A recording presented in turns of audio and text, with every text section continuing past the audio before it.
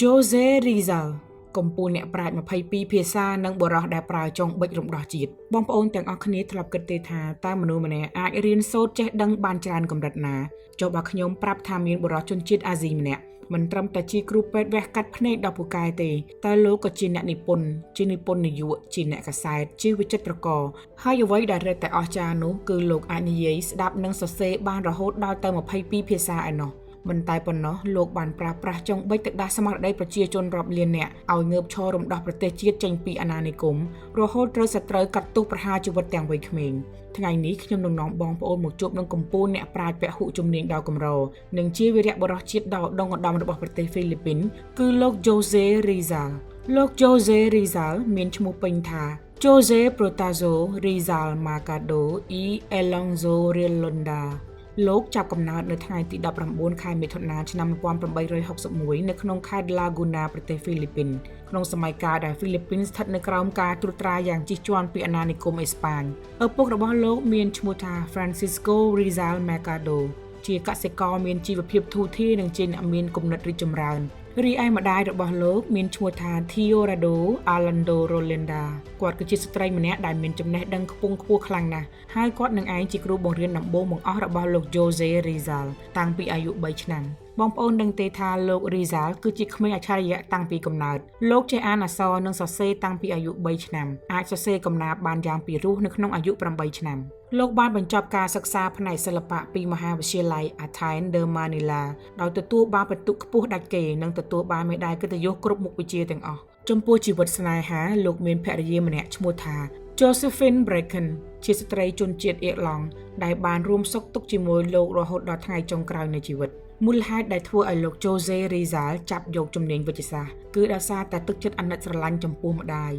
យរបស់លោកមានជំងឺភ្នែកឡើងបាយរហូតជិតងងឹតទាំងសងខាងធ្វើឲ្យលោកសម្រេចចិត្តធ្វើដំណើរទៅបន្តការសិក្សានៅប្រទេសអេស្ប៉ាញអាល្លឺម៉ង់និងបារាំងរហូតក្លាយជាគ្រូពេទ្យវះកាត់ភ្នែកដ៏ល្បីល្បាញនិងបានវះកាត់ភ្នែកម្ដាយរបស់លោកឲ្យមើលឃើញឡើងវិញជាជោគជ័យប៉ុន្តែអ្វីដែលពិភពលោកកោតសរសើរលោកបំផុតគឺសមត្ថភាពខួរក្បាលផ្នែកភាសាលោកអាចនិយាយស្ដាប់និងសរសេរបានរហូតដល់22ភាសារួមមានភាសាអេស្ប៉ាញបារាំងអាល្លឺម៉ង់អង់គ្លេសចិនជប៉ុនសំស្ក្រឹតអារ៉ាប់ហេប្រឺនិងភាសាតំបន់ជាច្រើនទៀតនៅពេលដែលលោកទៅរស់នៅអឺរ៉ុបលោកមិនមែនទៅដើរលេងសប្បាយទេគឺលោកបានចាប់ដៃជាមួយយុវជនហ្វីលីពីនផ្សេងទៀតបង្កើតចលនាអ្នកកាសែតនិងធ្វើជានិពន្ធនាយកកាសែត La Solidaridad ដើម្បីសរសេរអត្ថបទលាតត្រដាងការជិះជាន់របស់អាណានិគមអេស្ប៉ាញនិងទាមទារសិទ្ធិសេរីភាពស្មើគ្នាមកឲ្យប្រជាជនរបស់លោកវិញស្នាដៃឯកដ៏កក្រើកផែនដីរបស់លោកគឺប្រឡោមលោក2ទសវត្សរ៍គឺរឿង Nolima Tangeri ដែលមានន័យថាកុំប៉ះពាល់ខ្ញុំនិងរឿង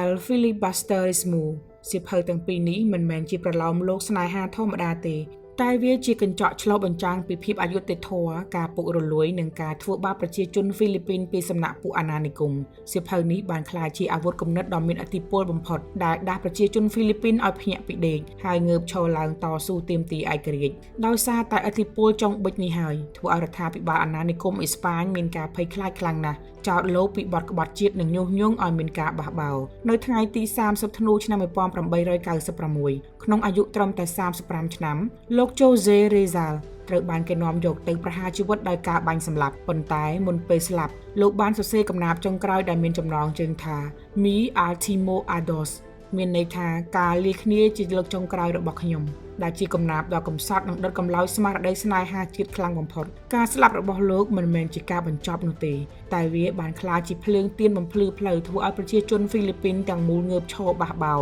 រហូតដណ្ដើមបានឯករាជ្យជាស្ថាពរបងប្អូនទាំងអស់គ្នាជីវិតរបស់លោក Jose Rizal បានបង្ហាញយើងយ៉ាងច្បាស់ថាអាវុធដែលអាចរំដោះជាតិនិងការពារខ្លួនបានរឹងមាំបំផុតមិនមែនជាកំភ្លើងឬដាវឡើយគឺចំណេះដឹងនិងការពិតលោកបានបង្ហាញថាជនជាតិអាស៊ីយើងមានខួរក្បាលអស្ចារ្យអាចរៀនសូត្រចេះដឹងមិនចាញ់លោកខាងលិចឡើយមោទនភាពចំពោះដូនតានិងអតីតកាលជារឿងល្អណាស់បងប្អូនតែវានឹងកាន់តែមានតម្លៃបើកូនចៅជំនាន់ក្រោយក្នុងបច្ចុប្បន្នព្រមបើកចិត្តប្រឹងប្រែងរៀនសូត្រក្រេបជក់ចំណេះដឹងគ្រប់ទិសទីដើម្បីយកមកអភិវឌ្ឍសមត្ថភាពខ្លួនឯងឲ្យខ្លាំងដើរឲ្យទាន់ពិភពលោកនិងលើកស្ទួយមុខមាត់ប្រទេសជាតិយើងឡើងវិញ